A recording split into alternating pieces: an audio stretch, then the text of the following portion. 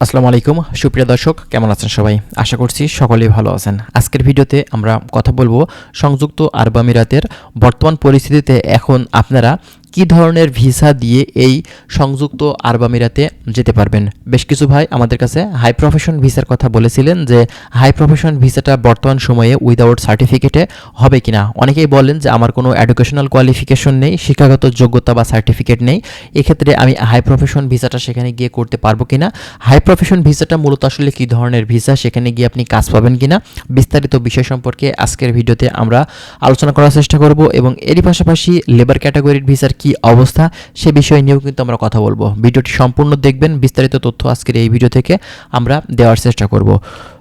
প্রথমত আপনাদেরকে বলি যে দেখেন, সংযুক্ত আরব আমিরাত বর্তমান সময়টা কিন্তু এখন থমথমে অবস্থা বিরাজ করছে। বিশেষ করে আপনার হচ্ছে মিডল ইস্টের দেশগুলো, তার ভিতরে সবথেকে বেশি কিন্তু আপনার এই সংযুক্ত আরব আমিরাত বা দুবাই।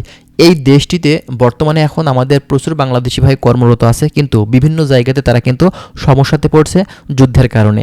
এই সময়টাতে বাংলাদেশ থেকে অনেকেই ফ্লাইট করে কিন্তু এই দেশটিতে ঢুকতে পারছে না, আবার যারা সেখান থেকে ছুটিতে বাড়িতে আসবে তারাও কিন্তু আসতে পারছে না, এবং সেখান থেকে যারা ট্রান্সফার নিয়ে বিভিন্ন কোম্পানিতে কর্মরত হতে চাচ্ছেন বা যেতে চাচ্ছেন বা ক্যান্সেল করতে চাচ্ছেন, সেই বিষয়টাও তারা কিন্তু করতে পারছে না। ক্যান্সেল হলেই কিন্তু সেই দিন থেকে গ্রামারটা শুরু হয়ে যায়, কিন্তু আপনার ট্রান্সফার ভিসা ওপেন থাকার না কারণেই কিন্তু বিপত্তিটা ঘটছে। তো আপনাদের কাছে রিকোয়েস্ট থাকবে, যারা সংযুক্ত আরব আমিরাতে বর্তমান সময় এখন অবস্থান করছেন, আপনারা কখনোই কিন্তু এই ক্যান্সেলটা করবেন না কোম্পানি থেকে আপাতত। যেহেতু কয়েকদিন আগেও আপনার ট্রান্সফারটা চালু হলেও আবারও কিন্তু পুনরায় 2-3 দিন পর বন্ধ হয়ে যায়। তো এ বিষয়ে এখন পর্যন্ত নতুন কোনো আপডেট আসেনি। নতুন যদি কোনো আপডেট এসে থাকে অবশ্যই আমরা আপনাদেরকে জানিয়ে দেওয়ার চেষ্টা করব।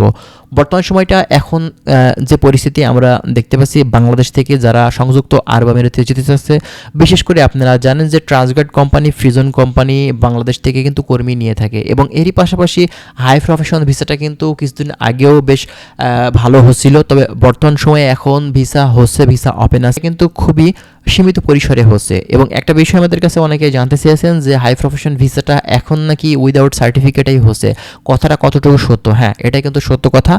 ফার্স্টের দিকে যখন হাই প্রফেশন ভিসাগুলো হয় তখন কিন্তু উইদাউট ভিসা দিয়ে হচ্ছিল না, অবশ্যই কিন্তু আপনার মাস্টার্স ডিগ্রি, হ্যাঁ, এই পরিমাণে কিন্তু দেখা যাচ্ছে যে আপনার সার্টিফিকেট থাকা লাগছিল, তাছাড়া কিন্তু কোনোভাবে ভিসা হচ্ছিল না। তবে বর্তমান সময়ে এখন যদি আপনার সার্টিফিকেট না থেকে থাকে, তো সেই সিস্টেমটা এজেন্সিরা করে দিয়ে কিন্তু আপনার ভিসাটা তারা করে দিতে পারবে, কিন্তু অবশ্যই এই ভিসা দিয়ে আপনি সেখানে কোনো ফিক্সড কোম্পানিতে কিন্তু কাজ করতে পারছেন না, কারণ এটা কোনো কোম্পানি ভিসা না।